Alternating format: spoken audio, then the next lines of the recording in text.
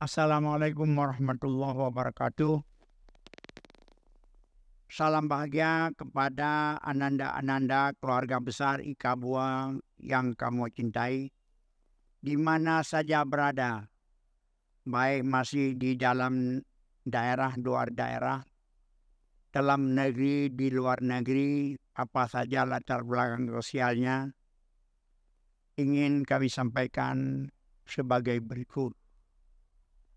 Sehubungan dengan acara rutin baru mau asai yang kita pegat di tiap tahun yang seharusnya kita pegat bakle raya haji.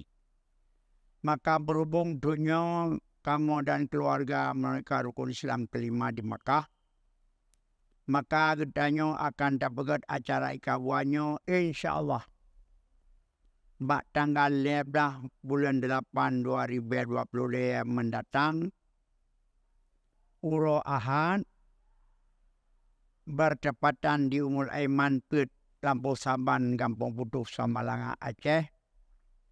Wate mulai pukul 8 sampai selesai dengan agenda dan acara selain daripada acara pembacaan Al-Quran dan selawat, juga kita akan mendengar laporan-laporan dari daerah dan keluhan-keluhan daripada ananda sekalian, dan tantangan-tantangan apa saja yang kita alami dalam bermasyarakat.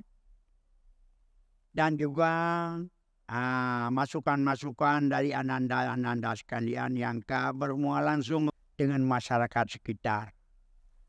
Dan di akhir penghujung acara akan ada petuah dan nasihat, pengarahan dan arahan dari kamu sendiri. Mudah-mudahan ananda-ananda sekalian yang selalu terikat dengan kamu, terikat dengan Daya Umul Aiman, terikat dengan Yayasan Umul Aiman. Mudah-mudahan wasiat dan pengarahan kamu akan menjadi bekal dan latar belakang dalam perjuangan kita yang untuk baik di dunia. Mudah-mudahan dunia ini akan menjadi mazal akhirat, dan mudah-mudahan kita menjadi orang yang berakhlakul karimah, jadi manusia yang berguna bagi manusia yang lain. Maka kamu beri pesan dan kesan, dan juga kamu akan beri tausiah dan wasiat dan peringatan dan arahan lebih-lebih dan kita menghadapi suasana yang lagi berubah. Maka untuknya kamu harapkan kehadiran ananda sekalian dari alumni Umul Aiman. Walaupun sekejap pernah singgah di Umul Aiman, kamu anggap itu anak Umul Aiman sendiri. Hana muji katamat aliyah, hana muji camat perguruan.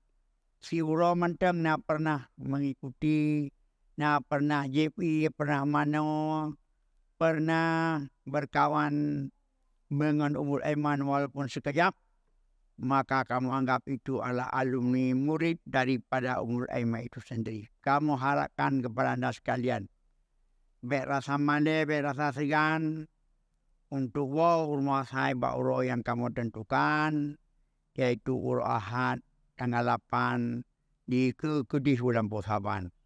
Maka kepada petugas-petugas yang termasuk dalam pelaksana, bahwa hadir untuk dapat kepersiapan acaranya lagi yang termaksud. Adapun tentang konsumsi informasi sudah selesai dibicarakan dan telah selesai untuk dapat dilaksanakan oleh petugas-petugas yang telah ditentukan. Maka mudah-mudahan ananda sekalian di mana saja berada, baik di luar negeri, dalam negeri, dalam daerah, luar daerah, mari sama-sama kita hadiri Uro yang sangat yang berbahagianya menempuh udahnya tapi kedua silaturahim yang kajarin akan dapat kembali, hubungan yang karib akan datang kembali, karena apapun kita bicarakan hubungan emosional antara Umul Aiman itu kita akan pastikan akan kita kuatkan kembali. Mudah-mudahan hubungan di dunianya sampai bisa abadi akhirat. Hubungan di dunianya menjadi satu tadi sambung silaturahim yang abadi. je kesedara katanya dapat katanya tulung-ulung baik dalam bidang ilmu dan sosial.